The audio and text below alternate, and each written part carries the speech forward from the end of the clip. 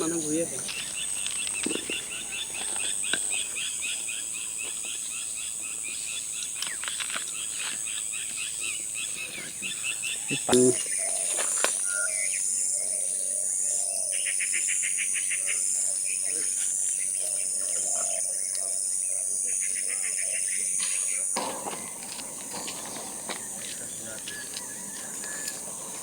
মূলত থাকিলে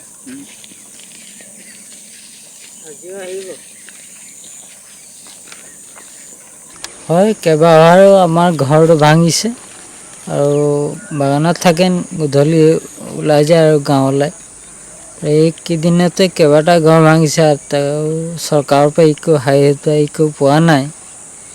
চৰকাৰক অনুৰোধ কৰিছোঁ, আমাক লাইট চাইটো দিব লাগে। দিনত বাগানত থাকে, দেউৰমান ওচৰতে থাকে। আমি কাম বন গুচি যাওঁ আৰু নিশা টোপনি খতি। ৰাতি ইপিনে দিনত কামলৈ যাওঁ, বাগৰে জোগৰে আৰু এনেকৈ থাকোঁ আৰু ৰাতি ঘৰটো তেনেকৈ ভাঙি দিয়ে। ৰাতি ঘৰটো ভাঙে।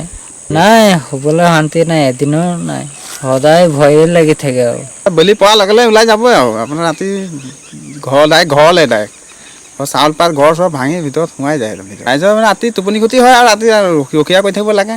কেতিয়া আহে মানে ঠিক নাই, শুই থাকিব আপুনি বৰচৰ ভাঙি আকৌ ভিতৰত সোমাই যায় যে ৰাতি মানে অসুবিধা আৰু অলপ মানে। যোৱাকালি ওলাইছিলে তেনেকৈ আপোনাৰ ৰাতি শুৱাই নাই মানুহ, ৰাতিকালি গোটেই ৰাতি ৰাস্তা ৰখি আছোঁ। ৰখি কিনে বহুত ভাঙিলে। এই আপোনাৰ 5 নম্বৰ ৰংমত ভাঙিলে, তাৰপৰা এইফালে কলবস্তি বুলি কয় তাত ভাঙিলে।